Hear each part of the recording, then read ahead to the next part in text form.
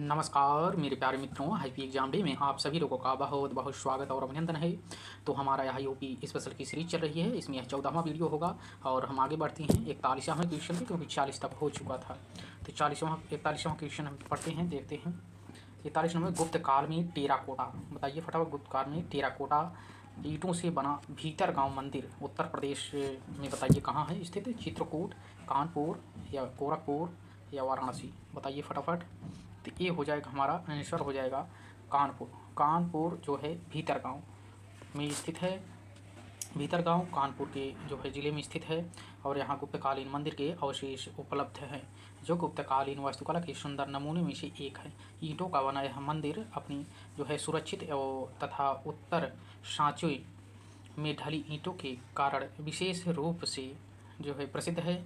इसकी छत शिखरमयी है तथा बाहर की दीवारों के ताकों में वृंदमयी मूर्तियाँ दिखाई पड़ती हैं। 42वां क्वेश्चन पे आगे बढ़ते हैं फटाफट, देर न करते हुए, क्योंकि रिवीजन वाली सीरीज है। वाराणसी के जो है विश्वनाथ मंदिर का निर्माण किसके द्वारा किया गया था, बताइए फटाफट। रानी अहिल्याबाई, हरिश्चंद्र या रानोजी सिंधिया या जो है मोरोपंत पिंगल। तो आंसर हो जाएगा रानी अहिल्याबाई। विश्वनाथ मंदिर जो वाराणसी में है उसका निर्माण रानी अहिल्याबाई द्वारा किया गया था। अब देख लेते हैं एक्सप्लेनेशन में। काशी यानी वाराणसी को भगवान शिव की नगरी कहा जाता है। भगवान शिव के 12 ज्योतिर्लिंगों में काशी विश्वनाथ मंदिर शामिल है। काशी विश्वनाथ मंदिर वाराणसी में गंगा के तट पर स्थित है। इस मंदिर का जो है 3500 वर्षों का लिखित इतिहास है। बार बार के हमलों और पुनः निर्मित किए जाने के बाद मंदिर के वर्तमान स्वरूप का निर्माण 1780 में इंदौर की महारानी अहिल्याबाई होलकर ने करवाया था। अब आगे बढ़ते हैं 43वां क्वेश्चन, क्वेश्चन नंबर 43। महर्षि वाल्मीकि का आश्रम ब्रह्मवर्त में स्थित था, जो आज वर्तमान में स्थित है। बताइए कहाँ हो जाएगा, तो भिठूर। आंसर हो जाएगा महर्षि वाल्मीकि का आश्रम ब्रह्मवर्त में स्थित था, जो वर्तमान में उत्तर प्रदेश के भिठूर में है। वाल्मीकि आश्रम वह स्थल है जहाँ ऋषि वाल्मीकि ने बैठकर महाकाव्य रामायण की रचना की थी। यही वह स्थल है जहाँ माता सीता ने अपने निर्वासन के दिनों में शरण ली थी और अपने जुड़वा पुत्रों लव व कुश को जन्म दिया था। अब देखते हैं अगला question, question number 44। Question number 44, Agra की मोती मस्जिद का निर्माण, आगरा की मोती मस्जिद का निर्माण करवाया गया भी शाहजहाँ। आगरा किले में स्थित मोती मस्जिद जो है चमकता हुआ मोती का निर्माण शाहजहाँ ने करवाया था। मोती मस्जिद को फियरल्स मास्को की उपाधि दी गई है। शाहजहाँ ने इस मस्जिद का निर्माण अपनी शाही दरबार के लिए करवाया था। इसके शीर्ष पर स्थित 3 गुंबदों का निर्माण सफ़ेद संगमरमर से किया गया, जो देखने में अति आकर्षक लगते हैं। यहाँ गुंबददार खोखों से बनी एक श्रृंखला है, जिसका निर्माण मुख्य तौर पर हिंदू वास्तुकला से प्रेरित होकर किया गया था। 45वां क्वेश्चन पे यहाँ आगे बढ़ते हैं। 45 क्वेश्चन नंबर 45। फर्रुखाबाद में गंगा नदी के किनारे मुगल घाट का निर्माण बादशाह ने करवाया था। बताइए कौन बादशाह, अकबर या औरंगजेब या शाहजहाँ या जहांगीर। तो मुगल घाट का निर्माण, इसमें से लगभग 4 ऑप्शन जो है गलत हैं। फर्रुखाबाद उत्तर प्रदेश का एक ऐतिहासिक शहर है, जिसमें गंगा यमुना तहजीब की परंपराओं द्वारा जो है परिभाषित समृद्ध संस्कृति जो है, जो हिंदू और मुस्लिम सांस्कृतिक प्रथाओं के अनुष्ठानों का लोक व भाषाई परंपराओं को जोड़ता है। फर्रुखाबाद की स्थापना 1714 में नवाब मोहम्मद खान बंगस ने की थी। फर्रुखाबाद का नाम मुगल बादशाह फर्रुखसियार के नाम पर रखा गया। काशी की तरह यहाँ पर गली गली में शिवालय स्थित हैं। काशी की तरह यहाँ पांचाल घाट या घटिया घाट पर ऐतिहासिक विश्राम स्थल और पक्के घाट बने हुए हैं। अब बताइए 46वां क्वेश्चन, नृसिंह की सबसे ऊंची शैलोत्कीर्ण जो है प्रतिमा कहाँ पर पाई गई है। तो आंसर बताइए, चांदपुर, दुधई या देवगढ़ या चंदेरी। तो दुधई में, उत्तर प्रदेश के ललितपुर जिले में आने वाले दुधई गांव से नरसिंह भगवान की सबसे ऊंची जो है शैलोत्कीर्ण प्रतिमा प्राप्त हुई। यह प्रतिमा 35 फीट ऊंची है। इस प्रतिमा का मुख शेर और शरीर मनुष्य को दिखाया गया है, जो कि हिरण्यकश्यप पे वध कर रहे हैं। यहाँ पर गुप्त वंशीय अनेक मूर्तियों और मंदिर मौजूद हैं। 47वां क्वेश्चन, कुशीनगर बौद्धों के लिए महत्वपूर्ण है क्योंकि गौतम बुद्ध बताइए यहाँ पैदा हुए, ने यहाँ ज्ञान प्राप्त किया था, ने ज्ञान प्राप्त करने के बाद यहाँ अपना पहला उपदेश दिया कि यहाँ मर गए थे। तो आंसर हो जाएगा डी, यहाँ मर गए थे। देख लेते हैं एक्सप्लेनेशन में। कुशीनगर बौद्धों के लिए महत्वपूर्ण स्थल है क्योंकि गौतम बुद्ध ने यहाँ महापरिनिर्वाण मोक्ष प्राप्त किया था। कुशीनगर प्राचीन काल में कुशीनारा में बुद्ध की मृत्यु 483 ईस्वी पूर्व हुई थी। यहाँ पर बुद्ध के 8 स्तूपों में से एक स्तूप बना है, जिसे रामभर स्तूप कहा जाता है। यहाँ बुद्ध की अस्थियां रखी गई हैं। 48वां क्वेश्चन पे आगे बढ़ते हैं। कुशीनगर बौद्ध लोगों का एक लोकप्रिय पर्यटन स्थल है, बताइए। हिरण का उद्यान, मूलगंध कुटी विहार, या तिब्बती मंदिर, या रामभर स्तूप। रामभर स्तूप, ठीक है। आगे क्वेश्चन अगले बढ़ते हैं। क्वेश्चन नंबर 39 बताइए, बड़ा इमामबाड़ा स्मारक कहाँ स्थित है? तो लखनऊ या वाराणसी या कानपुर या प्रयागराज। हो जाएगा लखनऊ में। बड़ा इमामबाड़ा लखनऊ की एक ऐतिहासिक धरोहर है। इसे भूल भुलैया भी कहते हैं। इसका निर्माण अस्फुतौला ने वर्ष 1784 में करवाया था। यह विशाल गुम्बदाकार हाल 50 मीटर लंबा और 15 मीटर ऊंचा है। इस इमामबाड़ा में एक असली मस्जिद भी है, जहां गैर मुस्लिम लोगों को प्रवेश की अनुमति नहीं है। मस्जिद परिसर के आंगन में 2 ऊंची जो है मीनारें हैं। अब देखिए 50वां, घोषित राम जहां बुद्ध कुछ समय के लिए रुके थे स्थित है, बताइए। राजगृह में या चंपा में या श्रावस्ती में, कौशाम्बी में। तो कौशाम्बी में। घोषित राम उत्तर प्रदेश के कौशाम्बी जिले में स्थित एक प्रसिद्ध उद्यान था। घोषित राम उद्यान महात्मा बुद्ध के निवास के लिए बनाया गया था। श्रेष्ठी घोषित का भवन कौशाम्बी नगर के दक्षिण पूर्वी कोने में स्थित था। 91वां क्वेश्चन। अच्छा, मुंशी प्रेमचंद का जन्म कहाँ हुआ था? कानपुर, आरामपुर, या जो है गाजियाबाद, या वाराणसी। तो वाराणसी हो जाएगा। उपन्यास सम्राट प्रेमचंद का जन्म काशी अर्थात वाराणसी के निकट लमही नामक ग्राम में 31 जुलाई 1880 ईस्वी को हुआ था। इनके पिता अजायब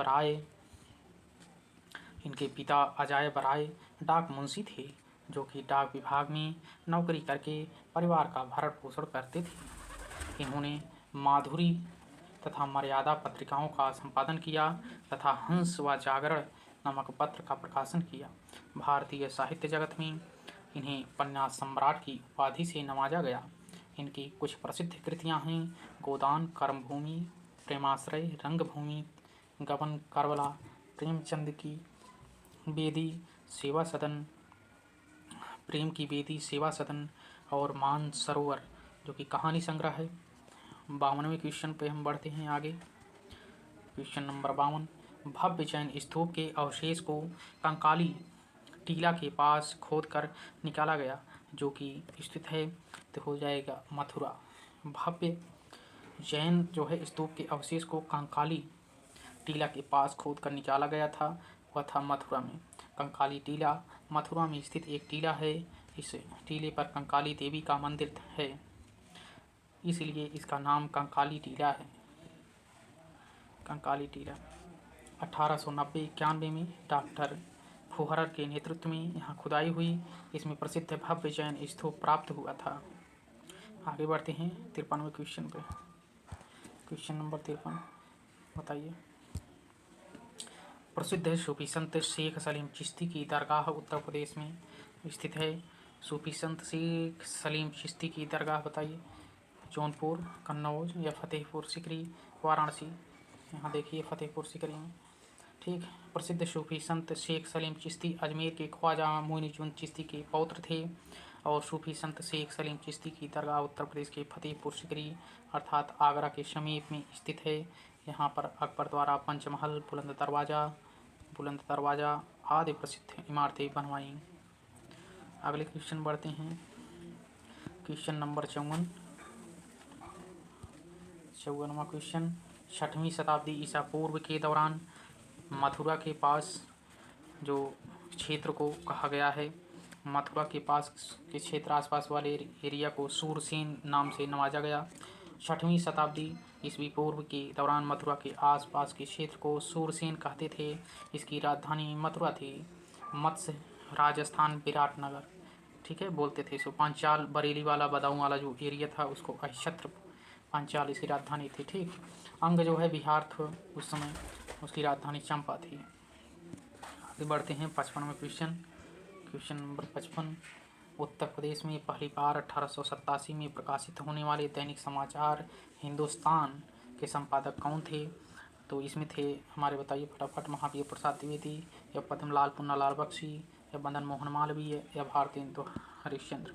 इसमें थे मदन मोहन मालवीय। उत्तर प्रदेश में 1887 में प्रकाशित होने वाले दैनिक समाचार हिंदुस्तान के संपादक मदन मोहन मालवीय थे। मालवीय जी का जन्म प्रयाग में सन 1861 में हुआ और उन्होंने वर्ष 1916 में बनारस हिंदू विश्वविद्यालय की स्थापना की। और 56वां क्वेश्चन देख लेते हैं। Question number 56। 6वीं सदी BC के दौरान उत्तर प्रदेश के किन क्षेत्रों को चेदी कहा जाता था? तो हो जाएगा बुलंदखंड, यही वाला आंसर हो जाएगा। बौद्ध ग्रंथ अंगुत्तर निकाय के अनुसार 6वीं शताब्दी ईसा पूर्व में भारतवर्ष 16 महाजनपदों में बटा हुआ था। इन महाजनपदों में उत्तर प्रदेश से 8 महाजनपद शामिल थे। इनका विवरण इस प्रकार से है, देख लेते हैं। 8 कौन कौन से, वेरी इंपॉर्टेंट है, याद रखना 8। ठीक है, काशी था, काशी की राजधानी वाराणसी थी जो कि काशी के आसपास वाला एरिया था। दूसरे नंबर पर वत्स था जो कौशाम्बी है इस समय से उसकी राजधानी, ठीक, इलाहाबाद के आसपास का एरिया। इसके बाद कौशल, श्रावस्ती, फैजाबाद के आसपास का एरिया। मल्ल जो है कुशीनारा, देवरिया के आसपास। और इसके बाद चेदी, शक्तिमती, बुंदेलखंड के जो है आसपास वाला एरिया। कंबोज, हाटक, राजौरी और हजारा के आसपास की एरिया। और सूरसेन मथुरा के आसपास की एरिया। पांचाल, अहिच्छत्र, बरेली, बदायूं, फर्रुखाबाद वाली एरिया। और 57वां क्वेश्चन पर हम देख लेते हैं। Question number 57। राजा हर्षवर्धन ने, अब बताइए, खाली स्थान में भद्र बिहार नामक ज्ञान के एक बृहद केंद्र की स्थापना की थी। तो हो जाएगा कन्नौज। हर्षवर्धन कन्नौज में भद्र बिहार नामक ज्ञान के एक बृहद केंद्र की स्थापना की। हर्षवर्धन ने कन्नौज में भद्र जो है बिहार नामक एक बृहद केंद्र की स्थापना की। वर्ष के दरबारी कवि वाणभट्ट थे जिन्होंने हर्षचरित तथा कादम्बरी की रचना की। हर्षवर्धन ने 3 संस्कृत नाटक, परिदर्शिका, रत्नावली और नागानंद की रचना की। ठीक, आप देखते हैं। अगले क्वेश्चन बढ़ते हैं। 58वां क्वेश्चन। अशोक स्तंभ में उत्कीर्ण किए हुए शेर का मुख जिसे भारत सरकार द्वारा राष्ट्रीय प्रतीक के रूप में अपनाया गया संग्रहालय में, बताइए किस संग्रहालय में स्थित है, संरक्षित किया गया है? तो कुशीनगर या सारनाथ, कन्नौज या लुम्बिनी? तो सारनाथ। ठीक है, सारनाथ में अशोक ने जो स्तंभ बनाया था उसके शीर्ष भाग को शीर्ष चतुर्मुख कहते हैं। इस मूर्ति में 4 भारतीय सिंह पीठ से पीठ जो है सटाए हुए खड़े हैं। सारनाथ स्तंभ, यह एक शीर्ष भाग वर्तमान समय में सारनाथ के संग्रहालय में रखा हुआ है। यह सिंह चतुर्मुख शीर्ष स्तंभ ही भारत सरकार द्वारा राष्ट्रीय प्रतीक के रूप में अपनाया गया। अब बताइए 59वां। 59वां चंदेल शासक के दौरान उत्तर प्रदेश का निम्नलिखित में से कौन सा क्षेत्र जजाक भुक्ति तथा जयहोटी के नाम से जो है जाना जाता था? तो हो जाएगा बुंदेलखंड वाला एरिया। जजाक भुक्ति या जयहोटी एक जो है वीर प्रश्विनी भूमि रही है। यह भूमि उत्तर प्रदेश की तथा आंशिक रूप से मध्य प्रदेश में पड़ती है। कभी इस पर जो है चंदेल राजाओं का शासन हुआ करता था। अब यह बुंदेलखंड क्षेत्र के नाम से जाना जाता है। और प्रतिहार साम्राज्य के पतन के बाद बुंदेलखंड की भूमि पर चंदेल वंश के शासकों का स्वतंत्र राजनीतिक इतिहास प्रारंभ हुआ। 60वां क्वेश्चन। आगरा और अवध जो है कि संयुक्त प्रांत जिन्हें अब उत्तर प्रदेश के नाम से जाना जाता है, ने वर्ष 1921 में अपनी राजधानी को लखनऊ में स्थानांतरित किया था। बताइए इसमें से आगरा या देहरादून, इलाहाबाद या जो है कानपुर। तो इलाहाबाद से जो है लखनऊ में स्थानांतरित किया था। अब देखते हैं एक्सप्लेनेशन। आगरा एवं अवध के संयुक्त प्रांत जिन्हें अब उत्तर प्रदेश के नाम से जाना जाता है की राजधानी वर्ष 1921 में इलाहाबाद से लखनऊ स्थानांतरित की गई थी। वर्तमान समय में लखनऊ उत्तर प्रदेश की प्रशासनिक और विधायी राजधानी तथा इलाहाबाद न्यायिक राजधानी के रूप में जानी जाती है। उत्तर प्रदेश का उच्च जो है न्यायालय इलाहाबाद में स्थित है, जिसकी जो है एक खंडपीठ लखनऊ में भी स्थित है। तो इसी के साथ जो है यह वीडियो यहीं पे ख़त्म करते हैं। तो अगर आपको यह वीडियो अच्छा लगा हो तो लाइक, सब्सक्राइब और शेयर ज़रूर करिएगा। जय हिंद, जय भारत, मेरे प्यारे मित्र।